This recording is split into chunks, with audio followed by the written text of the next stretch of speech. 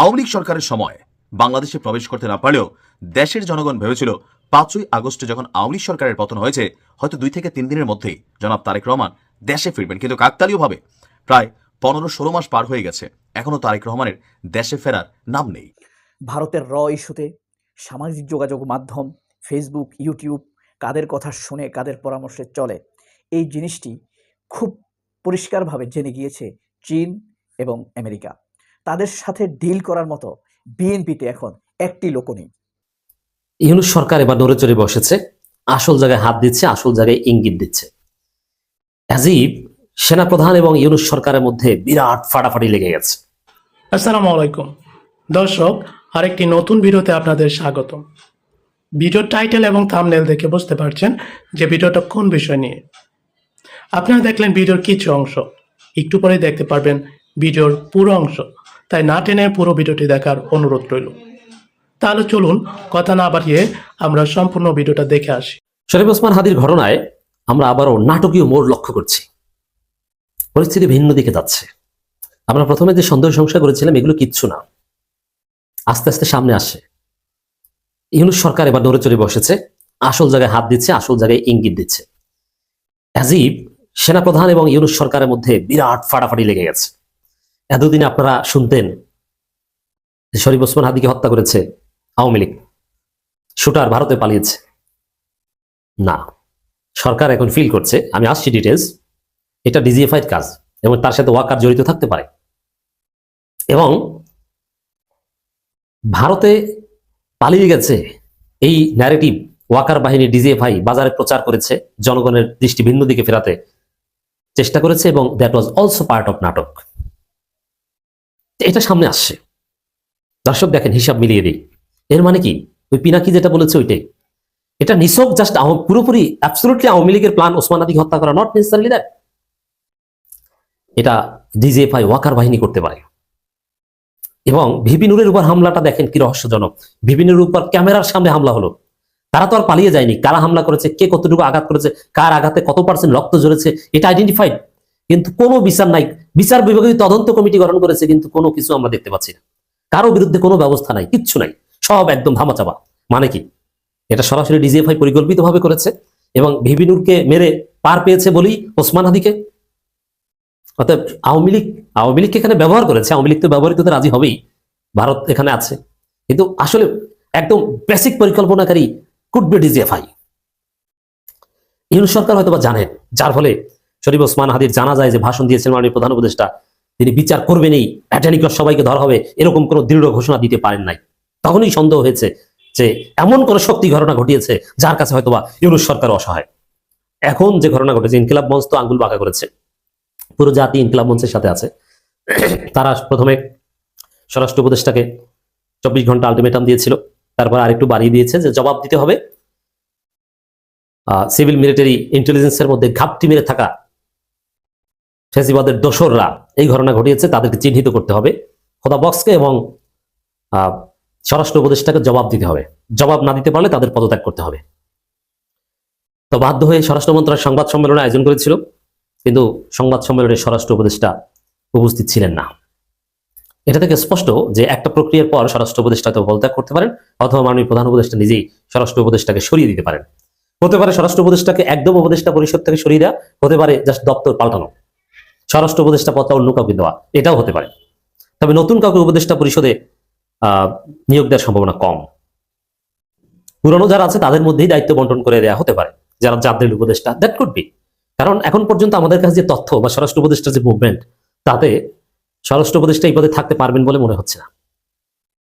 তো এখন এই সংবাদ সম্মেলনে অতিরিক্ত আইজিপি একটা কথা বলেছে, খন্দকার রফিকুল ইসলাম, তার দাঁড়িয়ে আছে। অবশ্য বিএনপি বা ভারতের দালালেরা কারো দাঁড়িয়ে দেখলেই তাকে জামাত সন্দেহ করে। আরো বেশ কয়েকজন ডিআইজি আমি চিনি ব্যক্তিগতভাবে, ভালো সম্পর্ক, অত্যন্ত পেশাদার লোক। একজন ডিআইজির কথা আমি বলি, অত্যন্ত পেশাদার লোক, আমাকে পছন্দ করেন, আমি তাকে পছন্দ করি। তা আমি তাকে একটা কাজে ফোন দিয়েছি, তা তিনি বললেন যে কাজটা আমি করে দিতে পারি, কিন্তু আপনি আমার মহব্বতের লোক, এই কারণে আমি কাজটা করব না। কেন করব না? যে তাহলে আমার পেশাদারিত্বের সাথে এটা একটু কন্ট্রাডিক্টরি হয়, যে আমাকে তুমি বলে যে তুমি আমার কাছের লোক, এই কারণে মনে হয় আমি কাজটা করে দিচ্ছি, অথচ কাজটা বৈধ। কারো রেকমেন্ডেশনে আমি কোনো কাজ করবো না, আমি সম্পূর্ণ পেশাদারিত্বের সাথে কাজ করবো। এবার এতটা সৎ, আমি স্যালুট জানিয়েছি যে ভাই আপনাকে স্যালুট, আমার কাজ দরকার নেই। এরকম নির্দলীয় নন পার্টিশন, হ্যাঁ তার দাঁড়িয়ে আছে, নামাজ পড়ে, নামাজিদের প্রতি তার একটা ভালো লাগা আছে, কিন্তু পেশাদারিত্বের জায়গায় কোনো নামাজি বেনামাজি তিনি আলাদা ডিস্টিংগুইশ করেন এবং কারো কথা শুনবেন না, তিনি তার মতো করে কাজ করবেন সততার সাথে। তো এই লোকগুলোকে জামাত ত্যাগ দিয়ে সেখান থেকে সরিয়ে দিয়েছে। এখন এই যে খন্দকার রফিকুল ইসলাম, আমার তার সাথে কোনো পরিচয় নেই, তবে তার দাঁড়িয়ে আছে, ভালো লেগেছে। দাঁড়িয়ে থাকলে আপনি ধরে নেন বিএনপি মন্দিরে তাকে জামাত ত্যাগ দেয়। তিনি বলছেন শরীফ ওসমান হাদির উপর গুলি চালানো ফয়সালের ভারতে পালিয়ে যাওয়ার ঘটনা প্রচার কৌশল হতে পারে, এখনো সবশেষ অবস্থা নিশ্চিত নয়, বিভিন্নভাবে গোয়েন্দারা কাজ করে যাচ্ছে। এর মানে ভারতে পালিয়ে যাওয়া এটা কারা করেছে, এটা স্পষ্ট হয়ে গেছে দিবালোকে নেয়। এটা ডিজিএফআই প্রচার করেছে জুলকারনাইন সাহেরের মাধ্যমে, ডিজিএফআই এজেন্টের মাধ্যমে। জুলকারনাইন সাহের কোনো ইনভেস্টিগেটিভ জার্নালিস্ট না, তিনি ডিজিএফআই একজন এজেন্ট। ডিজিএফআই যা বলে ওইটা পাবলিশ করে দেন। তার প্রত্যেকটা কর্মকাণ্ডের মাধ্যমে এটা স্পষ্ট হয়েছে, ওটা কোনো সাংবাদিকতা, কোনো ইনভেস্টিগেশনের মধ্যে পড়ে না, একদম ডিজিএফআই যা বলে ওইটা কপি করে দেন। ডিজিএফআই হাতে যে সব ভিডিও আছে ওইগুলো সব জুলকারনাইন সাহেরের কাছে আছে, এটা স্পষ্ট। ডিজিএফআই আটক করে যাদের ফোন থেকে জানিয়েছে সব সাহেরের কাছে আছে। এই সাহেরের মাধ্যমে ডিজিএফআই প্রচার করিয়েছে যে খুনি পালিয়ে গেছে, অথচ বাংলাদেশ সরকার বা সরকারের কোনো বাহিনী, কোন ইন্টেলিজেন্স কেউ নাকি জানে না, কিন্তু ও আকারে পথবালক জানে। এটার অর্থ কি, এটার মিনিং কি? এটা থেকে বোঝা যায় দর্শক যে ডিজিএফআই নাটক সাজিয়েছে ঘটনা ভিন্ন খাতে প্রবাহিত করতে। এর মানে এর সাথে ডিজিএফআই কোনো না কোনো ভাবে সম্পৃক্ততা থেকে থাকতে পারে।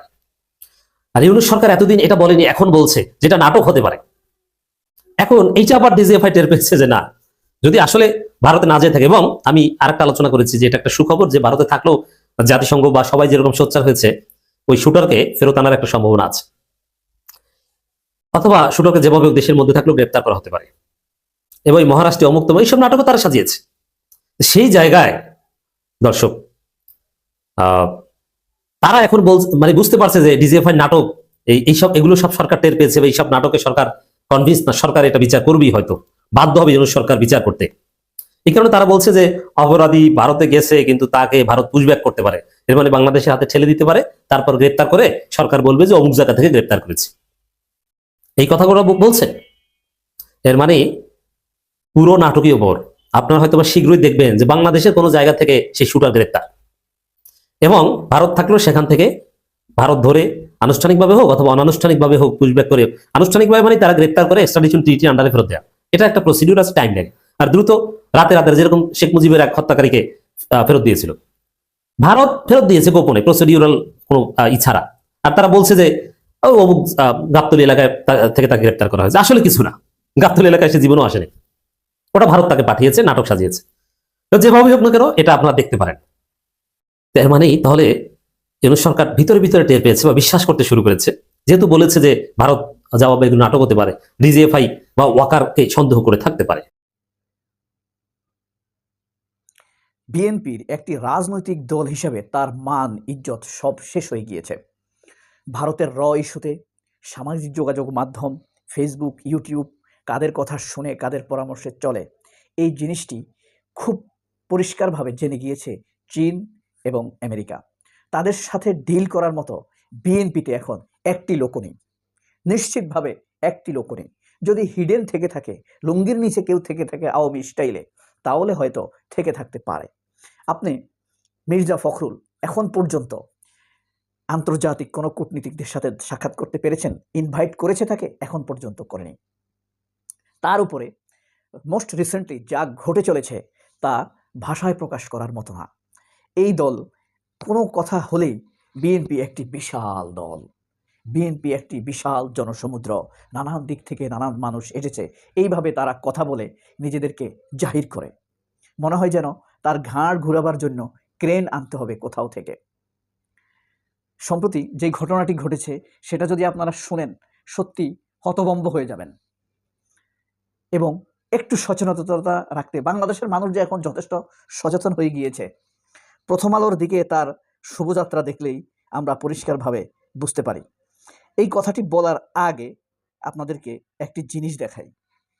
আমরা আসল ঘটনা যাওয়ার আগে এই যে দেখেন একটি ছবি দেখতে পাচ্ছেন, উপরের ছবিতে কি দেখা যাচ্ছে দেখেন, Sheikh Hasina metro rail visit করতেছে। আর নিচের ছবিতে কি দেখা যাচ্ছে, প্রথম আলো তার কালো ভবনের সামনে কান্নাকাটি করতেছে।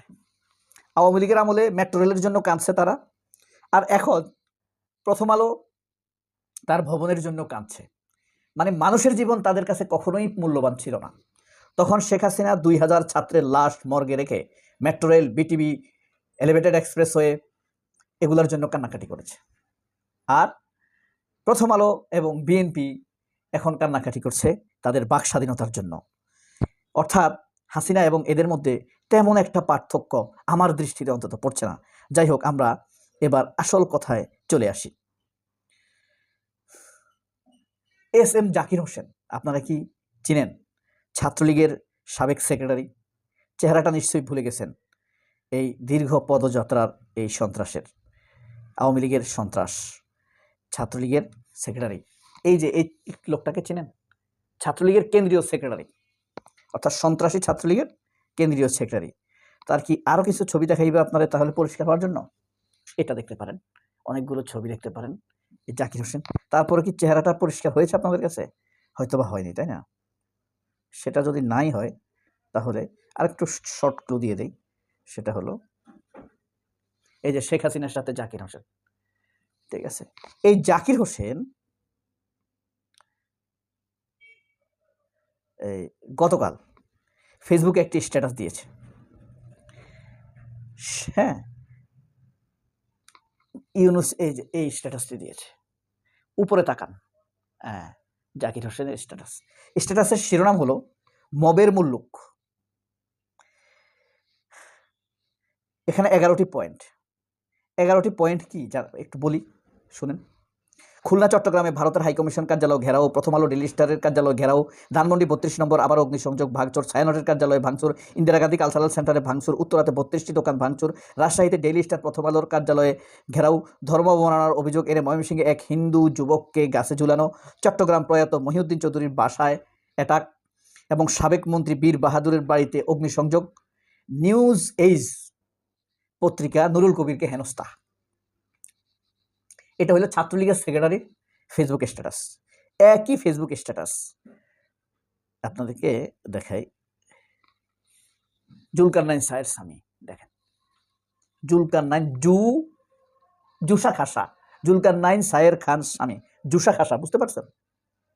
আচ্ছা, দেখেন এটা যে আপনারা হয়তো ভাববেন কি এটা যে ছাত্রলীগের সেক্রেটারির কাছ থেকে কপি করে নিছে, তার প্রমাণ হলো নিচের বানানটি নিউজ এজ। তখন বলি না, এই কারণে এখন বলছি। এই কারণে সেখানেও লেখা ছিল নিউজ এজ, পত্রিকার নাম নিউ এজ, নিউজ এজ না, বুঝতে পারছেন? নিউ এজ, দুটি বানান। হাদির লাশ সামনে রেখে দেশে নৈরাজ্য অচল অবস্থা সৃষ্টি করছে কারা? এই প্রশ্নটি রেখেছেন জাকির হোসেন, বুঝছেন? এখন কথা কি জানেন? মজার ব্যাপার হলো এই জুলকারনাইন সায়ের নিল কার কাছ থেকে? জাকিরের কাছ থেকে। আবার সায়েরের কাছ থেকে নিলকে বিএনপি। বিএনপি নিয়ে এটাকে কি করছে জানেন? একদম দলীয় প্যাডে হাদি অজুহাতে এভাবে লিখছে, খুলনা চট্টগ্রাম ভারতীয় হাইকমিশন কার্যালয়ের বাসভবনে হামলা, প্রথম আলোর ডেইলি স্টার কার্যালয়ে হামলা, ধানমন্ডি 32 নম্বরে হামলা, ছায়ানটের কার্যালয়ে ভাঙচুর, ইন্দিরা গান্ধী কালচারাল। এখন বিএনপি যে এটা জাকির বা জুলকারনাইন সায়েরের পেজ থেকে নিছে, এটার প্রমাণ কি? প্রমাণ হলো সেই বানানটি বিএনপি চেঞ্জ করে নেই। 10 নম্বরে দেখেন, 10 নম্বরে দেখেন সাবেক মন্ত্রী বীর বাহাদুর বাড়িতে অগ্নিসংযোগ। 11 নম্বর দেখেন নিউজ এজ সম্পাদক নুরুল কবিরের উপর হামলা। মানে তারা নাম্বার একটু উপরে নিচে করতে পারত। নিচে কার নাম? মিজোরাম ফখরুলের নাম। এটা যে বিএনপির প্যাড তা তো দেখতে হবে, তাই না? বাংলাদেশ ন্যাশনালিস্ট পার্টি, দেখেন, দেখেছেন? একটু সুন্দরভাবে দেখাইতে পারলে ভালো হতো। আপনাদেরকে মাঝে মাঝে এটা সেটা দেখাই, এই জন্য টেকনোলজিটা খুব দ্রুতই নিয়ে আসতেছি। তো দেখতে পাচ্ছেন বিএনপির কত বড় অবস্থা, কি অবস্থা, কত জাতে উঠে গেছে। হ্যাঁ, এইভাবে চলে বিএনপি। মানে ছাত্রলীগের ফেসবুক স্ট্যাটাস নিজেদের পেজে দিয়ে ছাত্রলীগের অত্যাচার কিভাবে বিএনপি মানুষের উপরে চাপায়, বুঝতে পারছেন? এই হলো তারেক রহমানের কথা বাদ দিলাম, জিয়াউর রহমানের দলের অবস্থা। এই হলো চিরটা কাল এই দেশের মানুষের রাজনীতির জন্য বিলিয়ে দেওয়া বেগম খালেদা জিয়ার দলের অবস্থা। এই হলো সেই দলের অবস্থা যেই দলটি গত 14 বছর যাবৎ একা মির্জা ফখরুল চালিয়েছেন। তারেক রহমানের এসে কি করবেন আমাদের জন্য? সম্মানিত দর্শক, সম্পূর্ণ ভিডিওটি দেখার জন্য আপনাকে অসংখ্য ধন্যবাদ। ভিডিওটি ভালো লাগলে লাইক, শেয়ার, কমেন্ট করতে বলবেন না। এবং সেই সাথে আপনি যদি ইউটিউব থেকে দেখে থাকেন তাহলে চ্যানেলটি সাবস্ক্রাইব করে রাখবেন। আর যদি ফেসবুক পেজে দেখে থাকেন তাহলে পেজটি ফলো করে রাখবেন, এরকম আরও নতুন নতুন ভিডিও পাওয়ার জন্য। এখনকার জন্য এই পর্যন্ত, কথা হবে অন্য কোনো নতুন ভিডিওতে। ততক্ষণ পর্যন্ত ভালো থাকবেন। আল্লাহ হাফেজ। আসসালামু আলাইকুম।